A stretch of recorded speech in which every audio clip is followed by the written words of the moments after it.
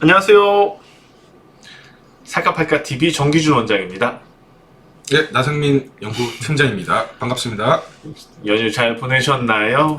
네. 네, 오랜만에 찾아뵙겠습니다. 구독자 여러분께서 많은 구독과 좋아요를 해주시는 덕분에 최근 들어서 좀 인기가 높아지고 있는 것 같습니다.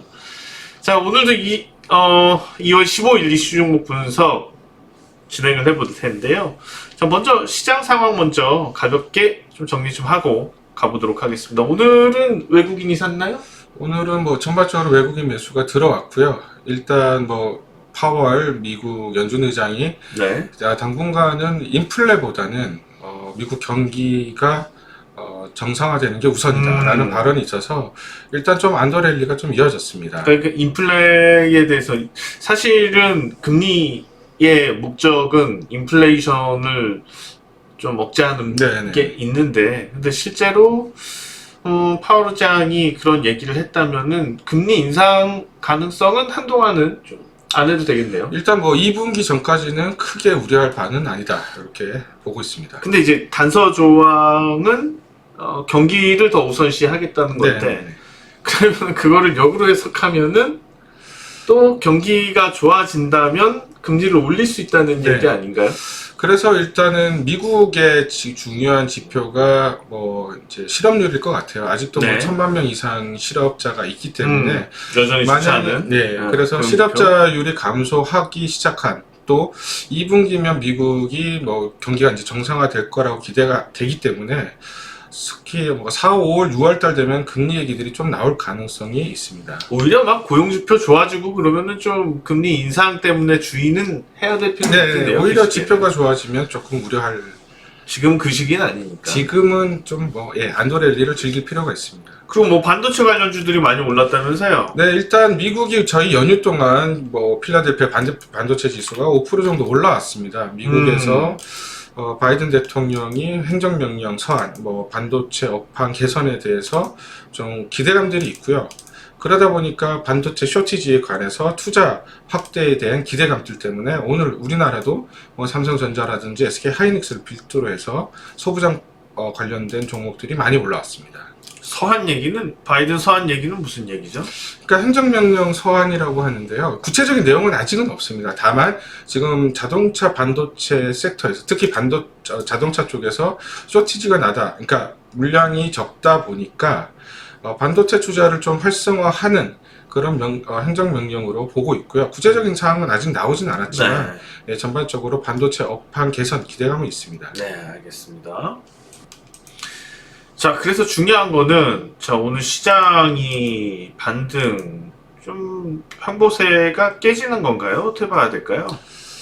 일단은, 여기서 또 추가적으로 급하게 반등하기보다는 또 아무래도 좀 짧은 박스권에서 움직일 가능성이 바로 지금 상황에서 방향을 잡은 건 아니다라고 보시는 건가요? 네, 일단은 방향은, 반도체 관련해서 저희 시장에서 가장 큰 포션은 역시 반도체이기 때문에 반도체 전체적 업황 SK 하이닉스라든지 삼성전자가 반등하면 지수 자체가 좀 올라갈 수는 있지만 좀 재미없는 시장이 조금 될 수는 있고요. 약간 행보할 가능성은 있습니다. 그림 그려드린 것처럼 이렇게 가진 않겠다. 네네. 왜 가능성을 그렇게 보시죠? 예, 최근에 고객 예탁금이라고 하죠. 개인 예탁금들이 70조까지 늘었다가 최근 좀 줄어들면서 65조까지 좀 줄어들었습니다. 그래서 전반적으로 물량을 받아줄 수 있는 수급이 조금 약해졌다. 그래서 강한 반등은 조금 어렵지 않나 이렇게 보고 있습니다. 수급 기반이 다소 약해졌다. 네. 근데 오늘 보면 외국인이 많이 샀잖아요. 예, 그렇긴 한데 일단은 외국인 자체가 최근에 보면은 일관성이 이렇게 계속 매집하는 쪽은 아니고 일단 좀 들어왔다가 다시 또 달러가 강세가 이어지면 또 좀 빠지고 약간 그런 모습을 보이고 있어서 아직은 방향성을 모르겠다. 외국인 방향성도 아직은 좀 이르다고 봅니다. 네, 아직은 방향성 탐색 과정이기 때문에 단기에 그렇게 주가 1.5% 지수 오른 거에 너무 무게를 둘 필요는 없을 것 같다, 이런 의견이신 것 같습니다. 네, 알겠습니다. 계속해서 우리 종목 분석 해보겠습니다. 나오신 김에 종목 분석 이수앱 지수 먼저 보고 가시죠. 네, 이스앱 지수가 뭐 때문에 이렇게 급등했어요, 오늘 또. 일단은 이셉 지수는 뭐 이틀 연속 네, 상한가네요. 그 러시아죠. 러시아의 스푸트니크 V 백신 작년 이제 여름에 나왔던 백신 그 위탁 생산에 대한 기대감으로 최근에 급등을 하고 있습니다. 그건 뭐 관련주들이 돌아가면서 계속 이렇게 급등세인가 봐요. 네, 이셉 지수라든지 뭐 바이넥스 같은 그런 이제 CDMO를 이제 하는 위탁 생산을 주로 하는 업체들이 좀 수혜를 받는 그런 모습을 보이고 있습니다. 내일 살까 팔까요? 일단 저는 살까 의견을 좀 드리겠습니다. 살까요? 예, 단순한 테마는 아닌 것 같고요. 지금 세계 이제 의학지에 실렸다시피 그 러시아 백신이 효과가 있다. 91% 이상 이제 3상 결과가 나왔고요. 그렇다면은 지금 우리나라 업체도 뭐 지금 생산을 하고 있습니다. 춘천에 생산을 하고 있는데 추가적으로 우리나라에서 생산 업체를 더 늘릴 가능성이 높기 때문에 향후에도 계속해서 뭐 이제 테마 그 영향을 좀 받을 것 같습니다. 근데 지금 막 화이자며 아스트라제넥스며 다 지금 우리 이미 계약했잖아요. 네네네. 근데 추가로 네. 뭐 이 정은경 질본청 뭐 청장님도 얘기를 했지만은 추가적으로 스푸트니크 V를 들여올 가능성도 있고요. 그럼 특히 이미 계약한 건 어떻게 할 거예요? 저희가 뭐 저희 인구 대비해서 많지만 여러 가지 그 과정 중에서 다른 약들이 뭐 부작용이 있을 수도 있고 하기 때문에 이 부분으로 추가적으로 더 계약을 할 가능성도 있고, 특히 또 우리나라에서 생산을 한다고 그래서 다 우리나라에서 쓰는 건 아니잖아요. 해외 수출도 하고 있기 때문에 최근에 뭐 계속해서 뭐 러시아제를 이제 들여오겠다는 나라들이 늘어나고 있어서. 아니, 그건 알겠는데 이제 선진국이나 한국 네. 입장에서 일본도 마찬가지고 이미 모더나, 파이자 이런 것들 다 지금 했잖아요. 네네. 계약은 했는데 사실 아스트라제네카도 그렇고 그 공장들이 유럽에 있거든요. 근데 예를 들어서 계약을 100개를 했다라고 하는데 지금 만드는 건 40개, 30개밖에 안 됩니다. 계약은 그렇게 했지만은 실질적으로 생산량이 따라가지를 못해서 러시아제는 지금 유럽에서 지금 심사를 하고 있고 이게 추가적으로 들여올 가능성도 굉장히 높습니다. 그럼 실제로 이게 더 효능이 좋으면은 우리 이것로 맞아야 되는 거 아닌가요? 러시아제가 더 낫다라고 보는 사람들도 있어요. 이제 그 소식이 나온 거잖아요. 네네. 그래서 그러니까 좀 기다리지 다들 전체적으로 막 우리 국회에서도 무슨 일 하고 있느냐고 계속 어떻게 보면은 정부에서도 사실은 그런 것들 때문에 좀 눈치 보기도 있었고 특히 뭐 4월 보궐선거들도 있으니까 네, 아무래도 여유도 갖고 있었던 건데 너무 왜 우리만 백신 확보 안 하냐고 급하게 하고 또 정부는 또 그런 여론에 따라가고 그렇죠. 이게 좀 어떻게 보면 무서운 거거든요. 만약에 백신 부작용 많이 심하면 그거 누가 가서 맞죠? 그렇죠. 세금은 세금대로 들어가고 또 실제로 맞으라고 해서 맞았더니 좀 몇 개월 후에 부작용 심하게 나고 이거 처음부터 정부에서 하던 대로 그냥 급하게 할 게 아니고 조심스럽게 가는 게 맞았던 게 한국 같은 경우에는 다른 나라처럼 그렇게 심각하게 코로나 사망률이나 높지는 않아요. 이게 2%가 안 확진자 수나 이렇게 높지는 않았었거든요. 그럼 오히려 이런 것 잘못 맞아서 피해가 되는 게 백신 부작용으로 죽는 사람도 독감 백신 부작용으로 죽는 사람도 많았어요. 네네. 독감 백신도 사실은 뭐 60% 정도밖에 안 된다고. 괜히 이거 생사람 잡을 수도 있는 문제였고 그러면 이거 진짜 좀 시간 걸리더라도 여론에 떠밀리거나 국회에 떠밀리지 말고 좀 천천히 했었어야지 되지 않을까요? 이미 이 약도 개발이 되고 있는 상태였잖아요. 네, 백신. 좀 아쉬운 점입니다. 사실 뭐 그거를 서두를 필요는 없었는데 일단 뭐 정치적인 스케줄도 있었고 여론에 좀 등 떠밀린 측면들이 있어서 좀 아쉽습니다. 무슨 초등학교 반장 선거하고 초등학교에서 뭐 오늘의 할 일 무슨 회의하면서 하는 것들 아니잖아요. 네.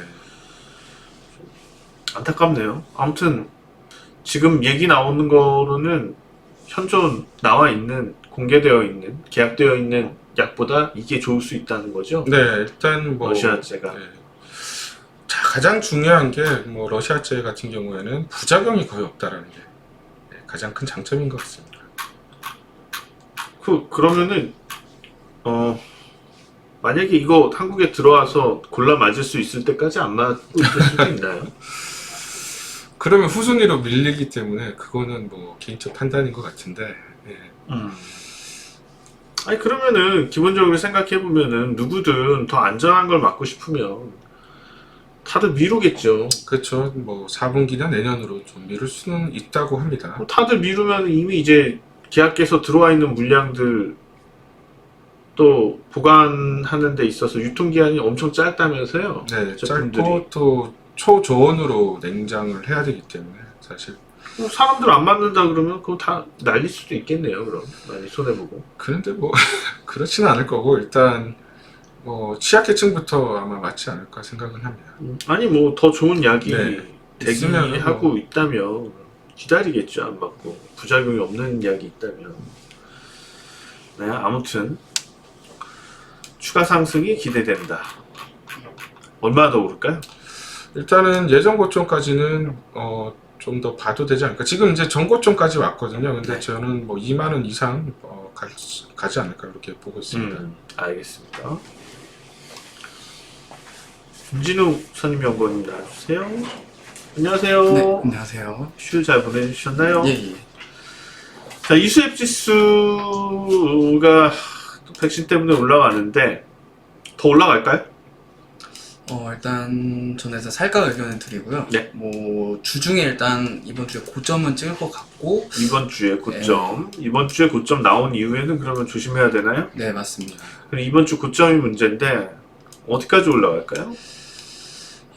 일단 저는 2만 원 수준까지는 보고 있는데, 2만 원 수준. 네, 내일이나 모레 정도까지 상승이 나오고 좀 빠지지 않을까 싶습니다.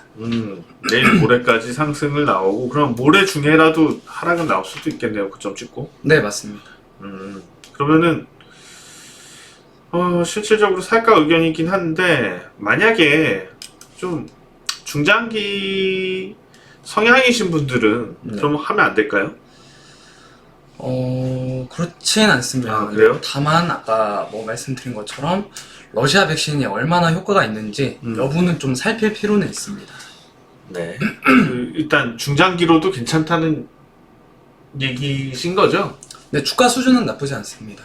네. 중장기로도 괜찮긴 하지만 그 중장기로 가지고 가더라도 결국에 목표를 결정하는 거는 지금 이제 이슈가 되는 네. 러시아제 백신의 성과 그 부분에 그렇죠. 달려있다? 네, 그게 제일 중요할 것 같습니다. 네. 만약에 그게 괜찮다면 주가가 어느 수준까지 올라간다고 봐야 될까요? 어, 중장기적으로.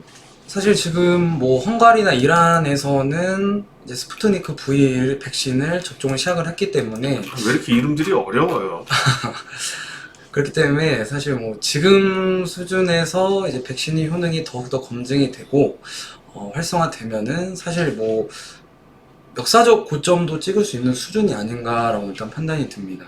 그거 어마어마한데요, 그럼? 35,000원인데요? 예, 사실 뭐 기존의 모더나, 화이자, 뭐 더하면 아스트라제네카 3파전 위주의 백신 시장에 뭐 러시아 제품이 새로 들어온다는 거는 그만큼 강한 이슈가 될 수 있고 또 그런 이슈에 따라서는 투기성 수급이 좀 더 유입이 될 수 있기 때문에 그때는 한 번 더 뭐 랠리를 펼치지 않을까라고 판단이 듭니다. 네, 알겠습니다. 의견 감사합니다. 자, 이어서 쿠팡 이슈 때문에 폭등하고 있는 종목 동반입니다. 나성민 팀장님 나와주세요. 예. 이거는 좀 많이 오르긴 했는데 이 쿠팡하고 무슨 관계죠? 일단 뭐 쿠팡 물류 대행 업체라고 보시면 되고요. 쿠팡의 물류를 동방에서 네네. 대행해서 네. 동방하고 KCTC 두 업체에서 KCTC에서 풀필먼트라고 해서 이제 물류 창고 대여업도 같이 하고 있고요. 결국은 뭐 쿠팡 관련된 직접적인 수혜주라고 보시면 됩니다. 근데 직접적인 수혜주? 그럼 지분을 갖고 있나요? 쿠팡의 지분은? 쿠팡의 지분 따로 특별히 있지는 않고요. 다만 이제 쿠팡이 작년에 네. 매출이 한 13조 정도 났습니다. 전년도가 한 7조 정도 됐기 때문에 사실 쿠팡의 어떤 그 뉴욕 거래소의 상장 이슈보다는 매출이 그렇게 한 2배 가까이 급증했다라는 게 조금 더 이슈가 강하게 동방 같은 경우에는 좀 반영이 됐다라고 보시면 될 것 같아요. 그러니까 이제 쿠팡하고 직접적 연관된 종목이다. 그렇지만 쿠팡 상장하고는 아무 상관없다.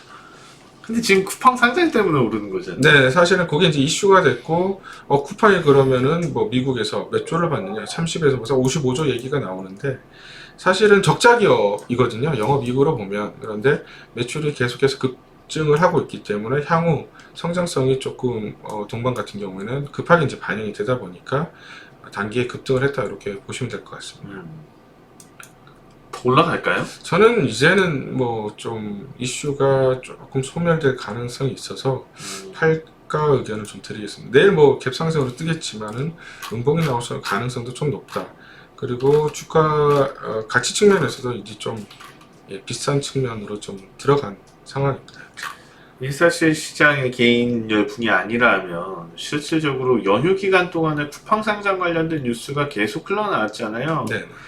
그러면은 이미 이렇게 올랐으면은 오늘은 주가가 상한가까지 못 가거나 아니면 상한가 이후에 급격하게 좀 주가 상승분을 반납했어야지 정상적인 흐름이잖아요.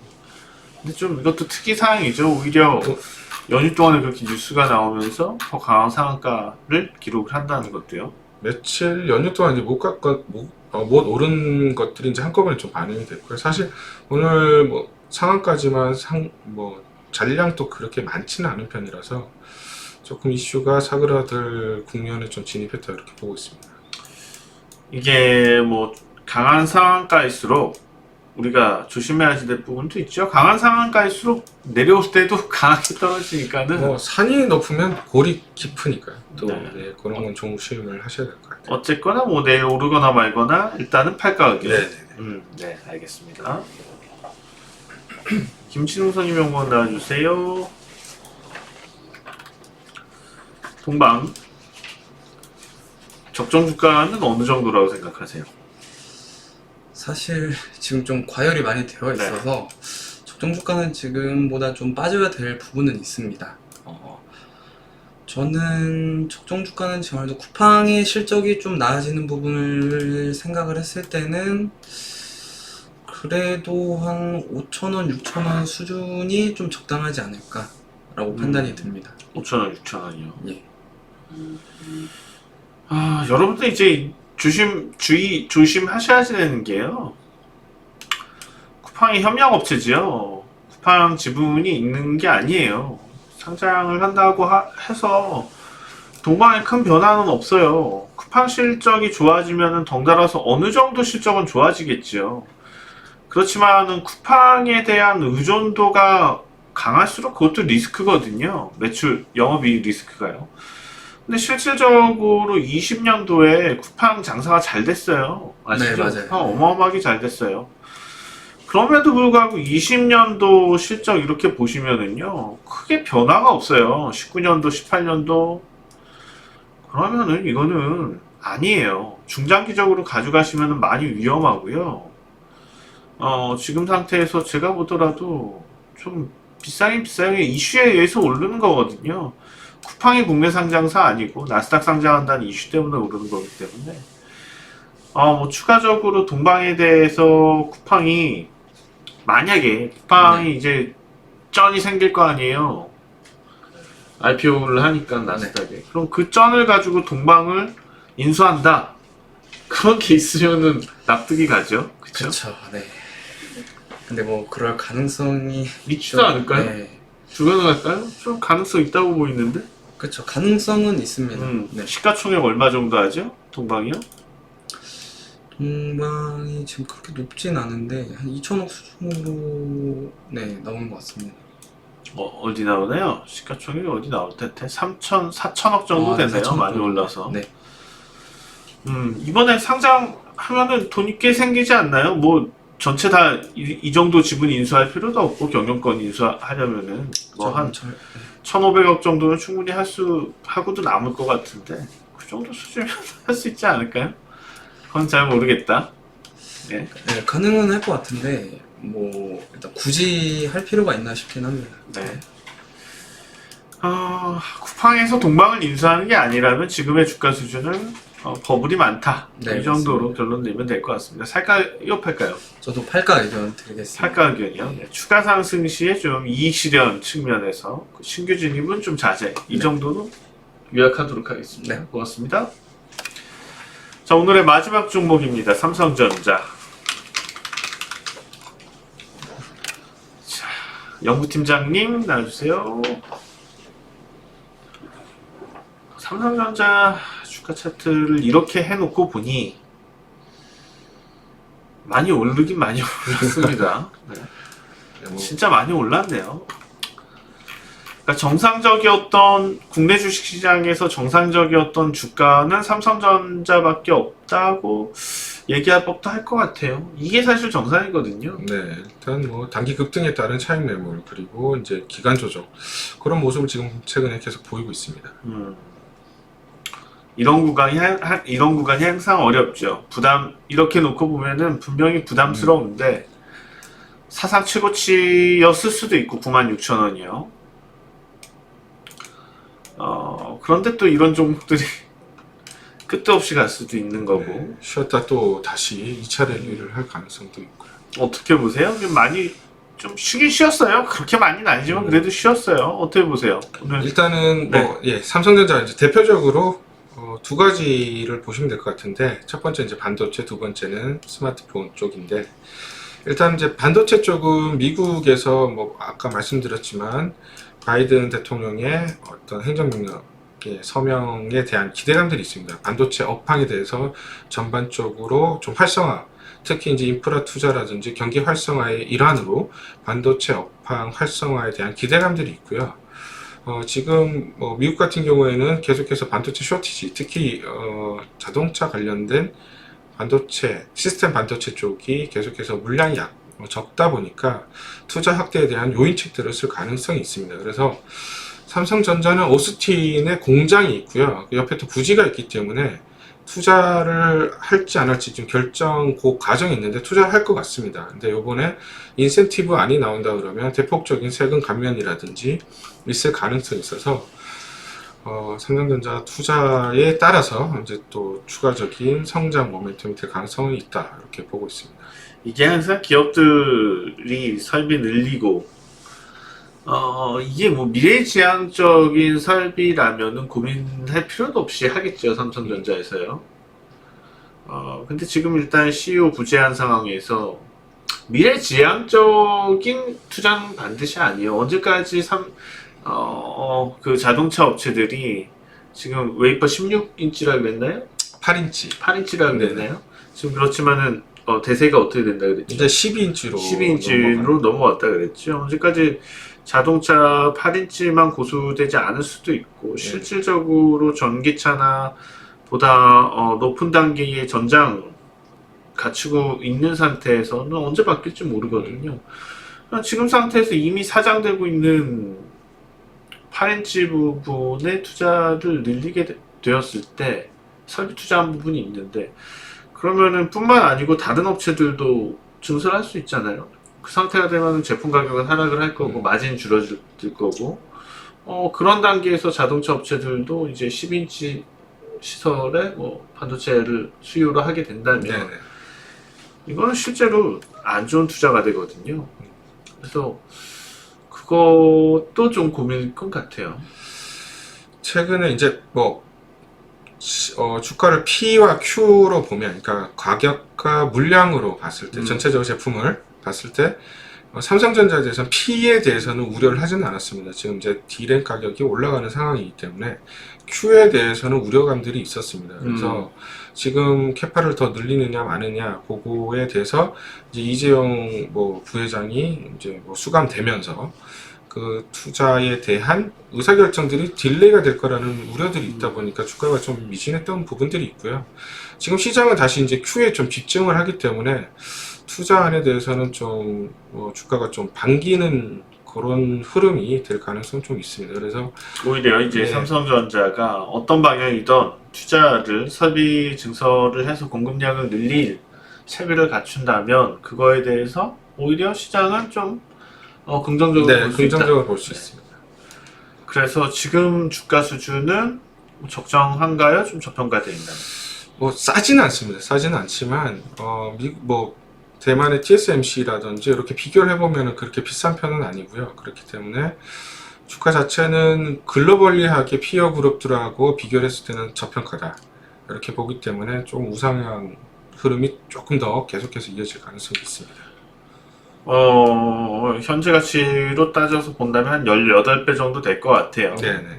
내년 실적치까지 반영을 한다면 12배가 되겠지만은, 사실은 2025년까지는 좀 봐야지만 그런 성장성들을 주가 반영해서 넣을 수 있을 것 같은데요.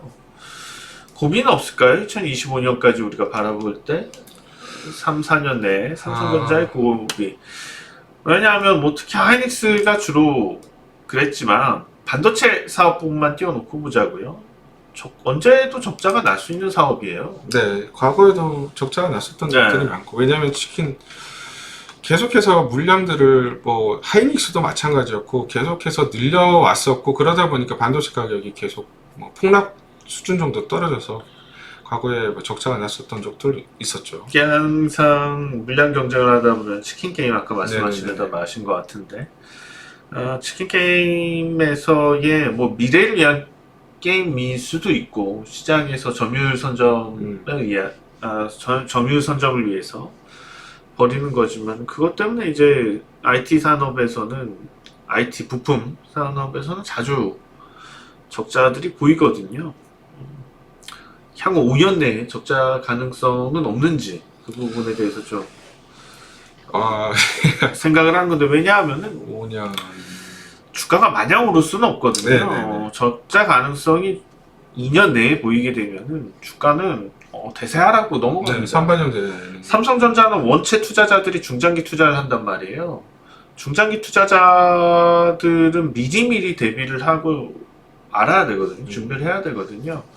기본적으로 우리가 항상 좋은 사이클에 있을 때 두려운 건 적자가 날 수 있는 사이클과 임박했다는 거. 제가 아까 말씀드렸던 그런 이제 삼성에서 고민해야 될 부분, 진짜 지금 자동차 부분 반도체 쇼티지 때문에 공급량을 생산 설비를 증설할 것이냐라는 이 부분에 있어서 딜레마 마냥 늘리수만 과거에 이제 그런 것들 때문에 적자 경험을 하고 하다 보니까 마냥 그렇게 갈 수는 없다는 거죠. 그러니까 그런 고민들, 만약에 3년 후 2024년 3년 그때 적자 나면은 내년부터는 정말 조심할 시기가 올 거니까. 네, 맞습니다. 그 반도체 사업부의 우리가 25년 내에 적자 가능성이 있는지에 대해서도 분석할 필요는 있을 것 같아요. 네. 오늘은 그렇게 거기까지 아직 전망이 네. 준비가 안 된 것 같은데, 아직은 그게 보이진 않지만 중장기 투자자 여러분들은 올해는 그 부분까지도 좀 어느 정도 분석해서 바라볼 필요가 있어서, 다음번 우리 삼성전자 분석해 볼 때는 그 부분도 좀 준비해서 와주시면 더 고맙겠습니다. 알겠습니다. 좀 중장기적인 실적 전망들도 한번 살펴보겠습니다. 일단 당장은 살까 의견입니다. 네, 당장은 살까 의견 드리겠습니다. 네, 의견 감사합니다.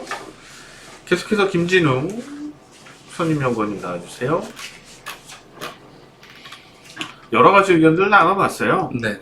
일단 반도체 업황 산업부 관련돼서 많이 나눴는데, 헤드셋이라든지 그 밖에 다른 사업부에서 어떤가요? 전망은?